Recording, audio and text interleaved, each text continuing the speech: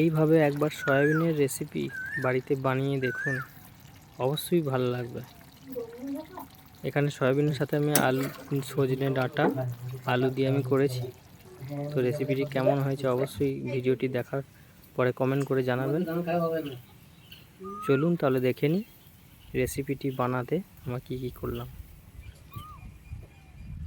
এখানে আমি নিয়ে নিয়েছি সজনে ডাঁটা, আলু, বেগুন আর 2টো টমেটো।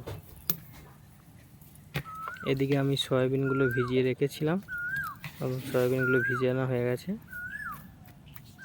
এখানে আমি নিয়ে নিয়েছি পেঁয়াজ কুচি, 3টে কাঁচা লঙ্কা, এখানে আদা রসুন বাটা। সবার প্রথমে কড়াতে তেল দিয়ে দেবো। এদিকে তেল আমার গরম হয়ে গেছে। এবার আমি সয়াবিনগুলোকে জল নিংড়ে নেবো, দিয়ে তেলে ভেজে নেব। বাকি সয়াবিনগুলো আমি ভেজে নেব হালকা লাল লাল করে ভেজে নেব। এখানে সাথে হালকা লবণ দিলাম আর সামান্য হলুদ দিলাম, দিয়ে ভালো করে ভেজে নেব। বেশি লাল করবেন না, হালকা করে ভাজবেন। এই দেখুন বন্ধুরা, আমার ভাজা হয়ে গেছে। আরও কড়াইতে তেল দিয়ে এবার আলু আর বেগুনগুলো আমি ভালো করে ভেজে নেব।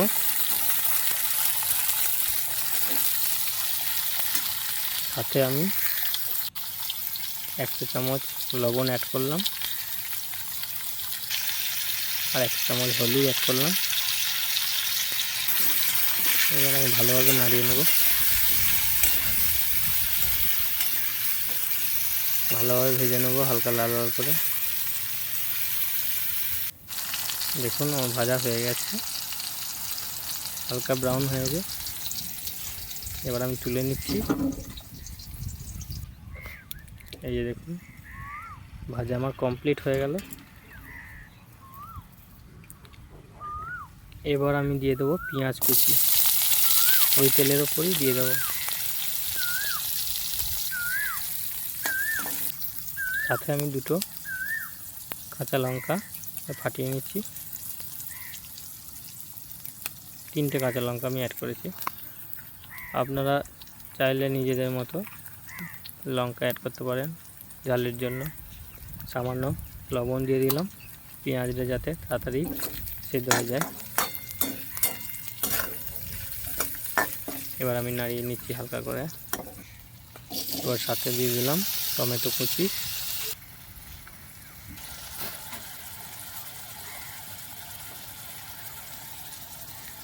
এবার দিয়ে দেবো আদা রসুন পেস্ট। দিয়ে দিলাম 1 চা চামচ হলুদ গুঁড়ো, 1 চা চামচ জিরে গুঁড়ো আর 1 চা চামচ লঙ্কার গুঁড়ো।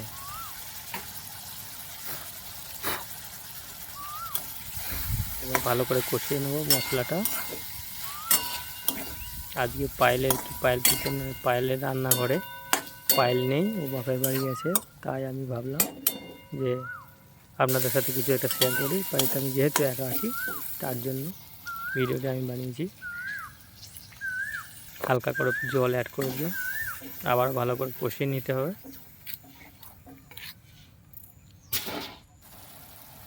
রেসিপিটি কেমন হয়েছে অবশ্যই কমেন্ট করে জানাবেন। এবার আমি ভেজে রাখা আলু, বেগুন, সয়াবিনগুলো আমি দিয়ে দেবো। ভালোভাবে মশলাটার সাথে মিক্স করে নেব।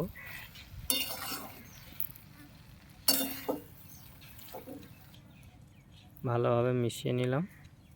দেখুন, এবার আমি সজনে ডাঁটাগুলো দিয়ে দিলাম।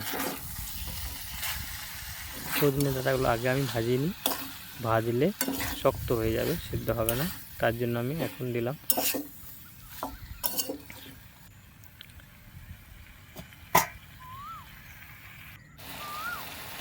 এবার সামান্য জল দিয়ে দেবো।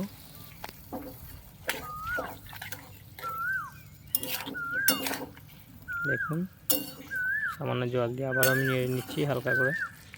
ভালোভাবে কষিয়ে নেব। কষানো প্রায় হয়ে গেছে। এবার আমি ঢাকা দিয়ে দেবো। 5 মিনিটের জন্য। আবার ফিরে এলাম। আমার প্রায় ভাপ কষানো হয়ে গেছে। দেখুন কত সুন্দর কালারটা এসেছে। আপনারা চাইলে বাড়িতে এভাবে ট্রাই করতে পারেন। আবারও আমি হালকা জল দিয়ে দিলাম, যেহেতু আমি রসা রসা করব, বেশি ঝোল আমি রাখবো না, তাই আমি অল্প করে জল দিয়ে দিলাম। আবারও আমি 5 মিনিটের মতো ঢেকে দিলাম। আবার ফিরে এলাম 5 মিনিট পর। আগে আমি অল্প লবণ দিয়েছিলাম, যেহেতু আমার একটু লবণ লাগবে তাই আমি আরও পরিমাণ মতো লবণ দিলাম। আবার আমি ঢেকে দিলাম 5 মিনিটের জন্য, যেহেতু আমার সেদ্ধ হয়নি। তারপরে ফিরে এলাম। এবার আমার রান্নার রেসিপিটি সম্পূর্ণ সিদ্ধ হয়ে গেছে, কমপ্লিট হয়ে গেছে। সাথে আমি ধনে পাতা অ্যাড করে দিলাম। দেখুন রেসিপিটি আমার কমপ্লিট। দেখুন বন্ধুরা, রেসিপিটি কেমন হয়েছে অবশ্যই কমেন্ট করে জানাবেন। ভালো লাগলে চ্যানেলটিকে অবশ্যই সাবস্ক্রাইব করবেন আর পায়েল রান্নাঘরের পাশে থাকবেন। আবার দেখা হচ্ছে নিত্য নতুন একটি রেসিপি নিয়ে।